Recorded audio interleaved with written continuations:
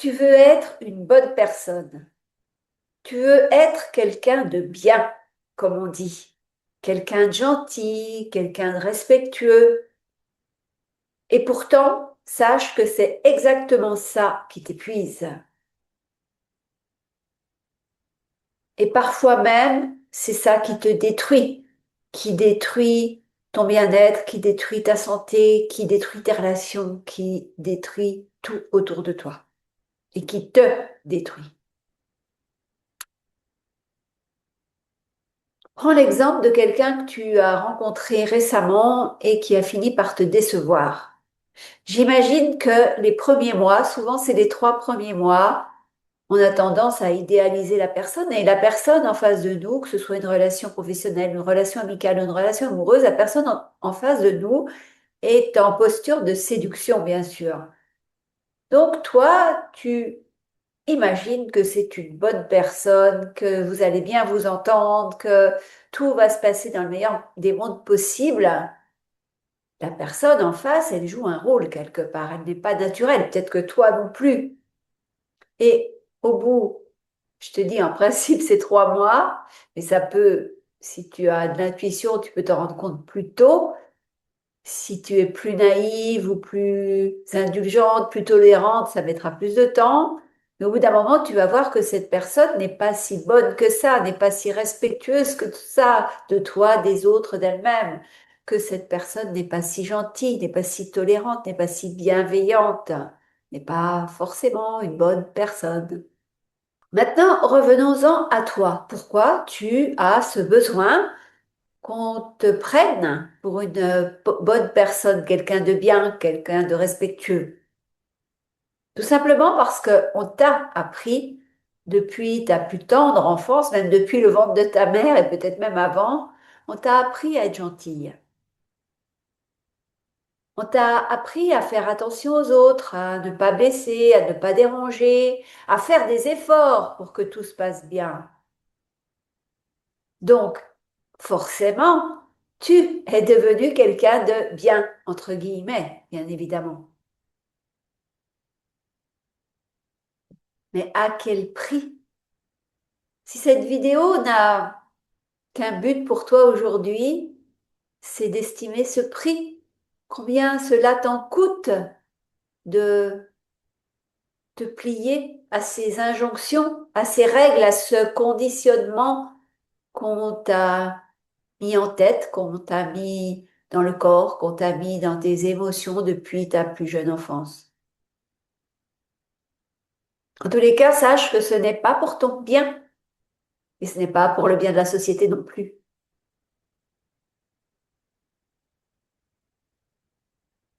Tu connais mon besoin d'authenticité, de sincérité, d'honnêteté et vouloir être quelqu'un de bien à tout prix, si on ne l'est pas, eh bien c'est l'inverse de la sincérité, de l'honnêteté et de l'authenticité. Donc ça ne peut pas marcher. C'est pas comme ça qu'on crée le nouveau monde non plus.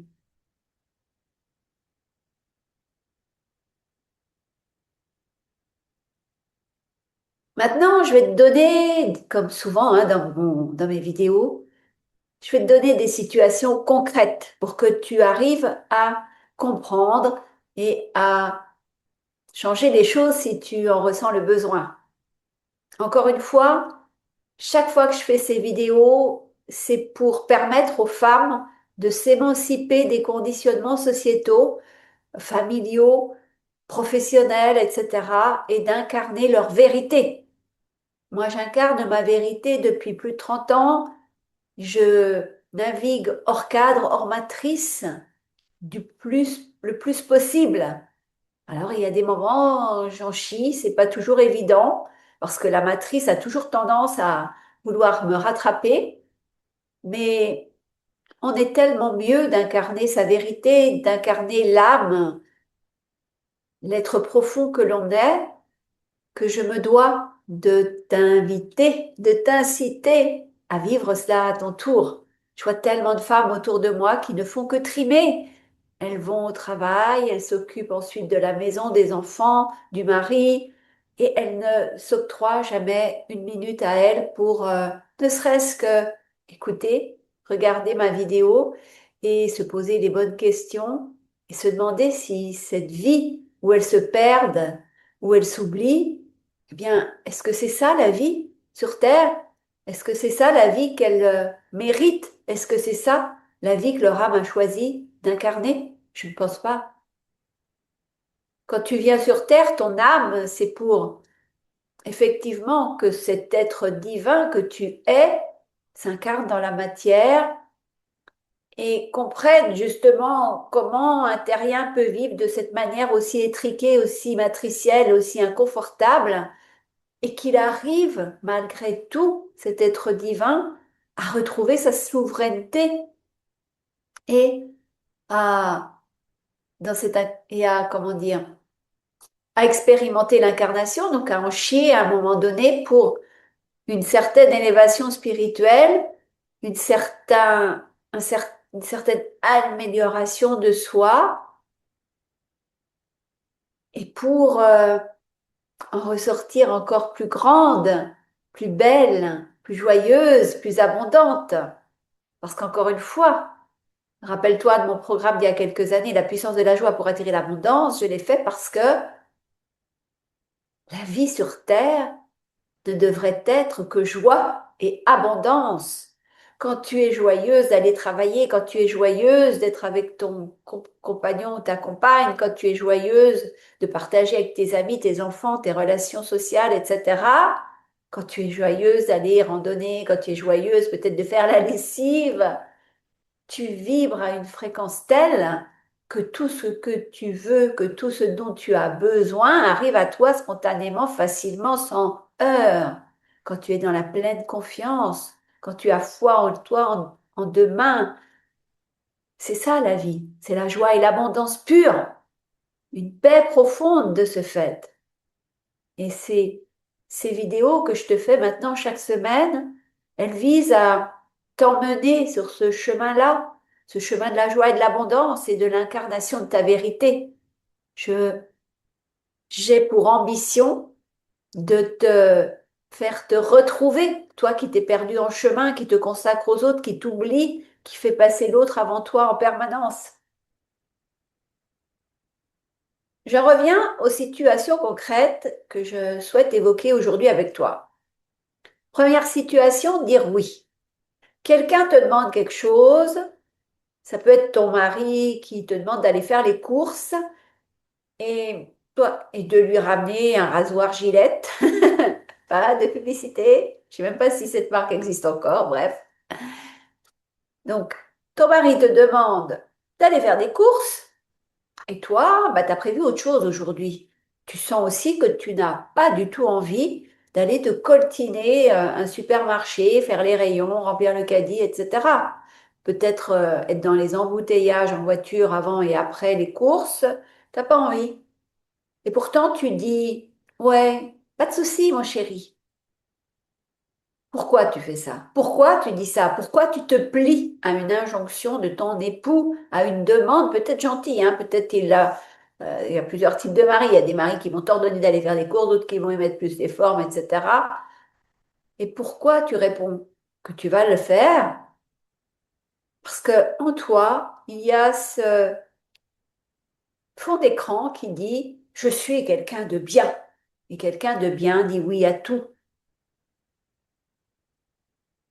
Maintenant, je vais t'illustrer une deuxième situation pour parler culpabilité cette fois-ci.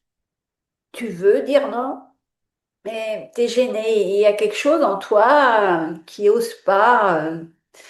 Euh, il y a une culpabilité à dire non. Parce que tu te dis, si je dis non, c'est que je suis une mauvaise personne. Tu vois, il y a toujours ce spectre derrière toi. Troisième situation, quelqu'un dépasse une limite avec toi. Il te dit quelque chose qu'il n'aurait pas dû. Tu vois que l'autre a dépassé la limite que tu avais mise. Intérieurement, physiquement, dans ton corps, tu le sens. Et pourtant, tu ne dis rien. Pourquoi tu fais ça? Parce que tu veux rester correct. entre guillemets, bien élevé, comme papa et maman te l'ont appris il y a longtemps.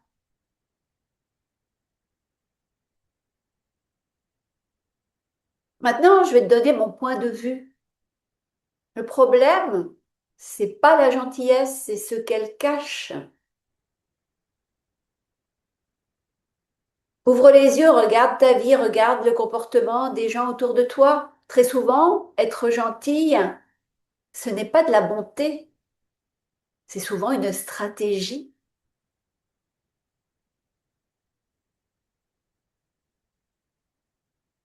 Ça peut être une stratégie pour obtenir quelque chose, une stratégie pour être aimé, pour être accepté.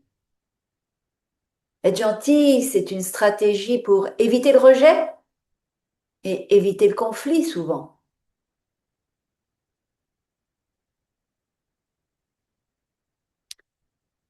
Dans cette attitude, dans ce comportement, dans cette habitude que je considère mauvaise et que tu as pu prendre, il y a un mécanisme invisible. En effet, ton mental a appris quelque chose de très simple. Si je suis une bonne personne, je serai aimé. On en revient à peu près toujours au même, hein, ce besoin d'être aimé. Et donc, si dans ton fort intérieur tu es persuadé que si je suis une bonne personne, je serai aimé, tu fais tout pour correspondre à cette image de la bonne personne. Mais il y a un énorme problème, c'est qu'en faisant cela, en te comportant ainsi, tu ne t'écoutes plus, tu ne te respectes plus, tu n'honores plus qui tu es, tu perds ta souveraineté, tu donnes ton pouvoir aux autres en permanence.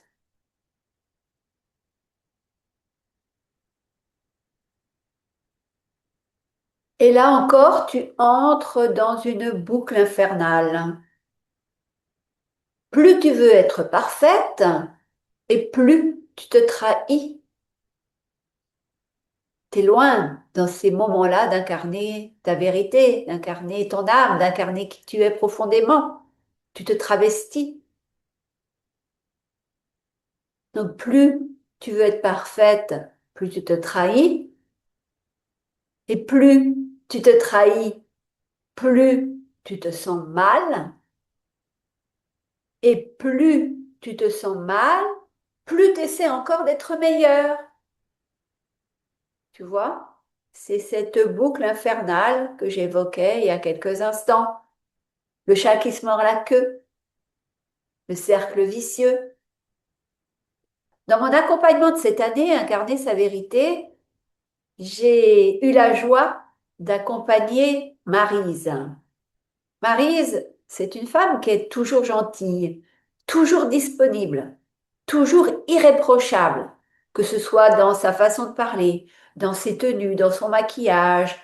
C'est une femme très élégante, très smart, très BCBG. Euh, oui, avec un langage presque édulcoré, tellement c'est châtié, c'est beau, elle choisit ses mots. C'est une femme raffinée, dirais-je. Mais Maryse, intérieurement, elle est frustrée, elle est fatiguée et parfois, voire même souvent en colère. Et c'est dans cet état-là qu'elle m'appelle pour être accompagnée. Parce qu'elle en a marre de passer à côté de sa vie, marre de se faire toute petite, marre de subir les autres, marre de s'être oubliée. Elle est épuisée, fatiguée.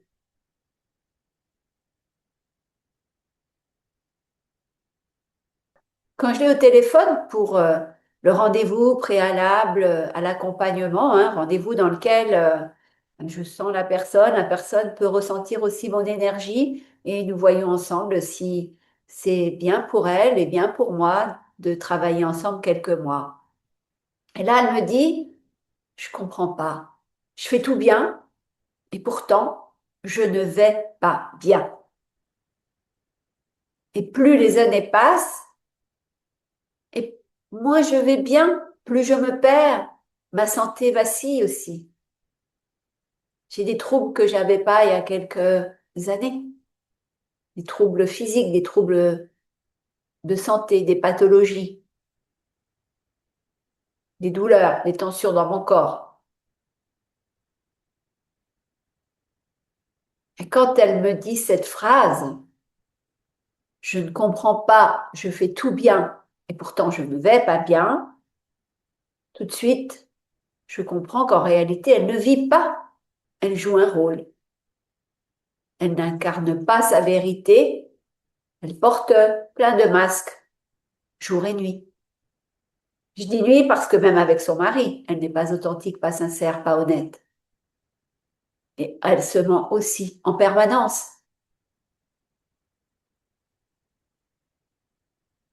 Quand j'ai des clientes dans cet état-là, pour moi, je me réjouis parce que je sais que cette femme, Maryse, quand elle m'a appelé au téléphone, elle veut changer. Elle est épuisée de tout ça. Elle comprend aussi les mécanismes sournois qui se jouent dans sa vie, qu'elle-même a mis en œuvre, les stratégies qu'elle a inventées depuis petite pour être la belle personne qu'elle croit être, la bonne personne dont tout le monde rêve d'avoir comme interlocutrice. Mais elle en chie trop, là. Elle veut sortir de cette boucle infernale. Moi, je sais comment couper la boucle et la faire virer de bord, la faire changer de ligne de vie pour du mieux pour elle.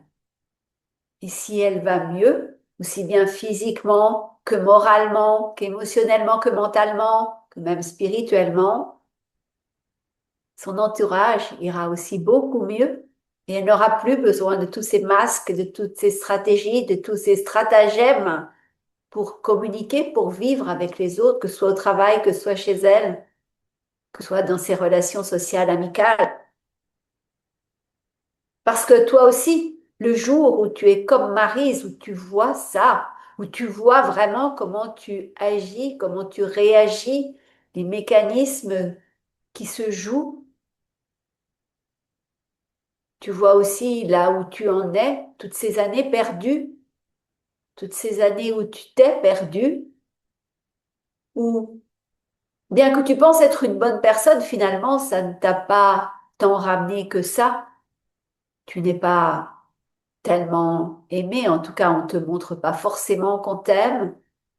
Tu n'es pas respecté la plupart du temps. Donc, à quoi bon ôter le masque? Respirer mieux, respirer. C'est ça que je peux réaliser avec toi, t'emmener sur ce chemin-là. Donc, quand tu vois tout ça, eh bien, tout change. Tu comprends que tu n'es pas gentil, entre guillemets. Tu es adapté, même suradapté. Et ça, franchement, bah, c'est pas du tout la même chose.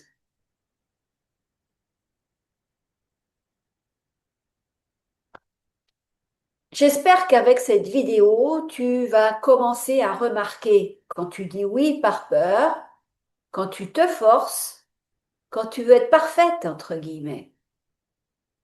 Et juste voir ça, eh ben, ça va commencer à te libérer. Crois-moi.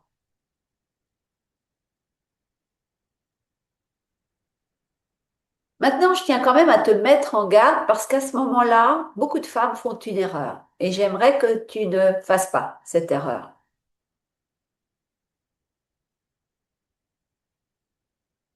C'est-à-dire qu'elles vont basculer d'un extrême à l'autre. Certaines femmes deviennent dures, tranchantes, elles se ferment et elles rejettent les autres. Mais ça, je t'avoue, c'est pas du tout la solution. Parce que le problème, ce n'est pas d'être gentille, c'est d'avoir besoin de l'être. Je répète pour que ça marche bien que ça atteigne tous tes neurones du cerveau. Le problème, ce n'est pas d'être gentille, c'est d'avoir besoin de l'être. Parce que tant que ton identité dépend de ça, tu restes prisonnière.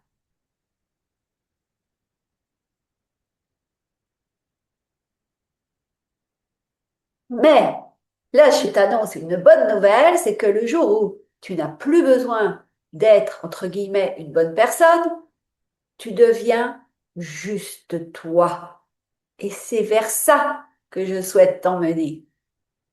Et là, eh bien, tu peux dire oui ou non, sans culpabilité, sans te forcer, sans te trahir, sans te mentir à toi-même. Et tu vas rigoler, mais paradoxalement, c'est là, c'est à ce moment-là que tu deviens vraiment quelqu'un de bien. Pas par effort, mais naturellement, parce que au fond de toi, tu es vraiment quelqu'un de bien. C'est évident. Sinon, tu ne serais pas là à m'écouter. Alors, si ce que je viens de te dire te parle profondément, j'ai enregistré 3 audios. Ils sont gratuits. Et dans ces audios, j'explique ce qui épuise vraiment les femmes hypersensibles, intelligentes, et comment sortir de ce mécanisme. Je te mets le lien dans la description de cette vidéo. Fais-en ton miel et je te dis à la semaine prochaine dans une nouvelle vidéo. Ciao!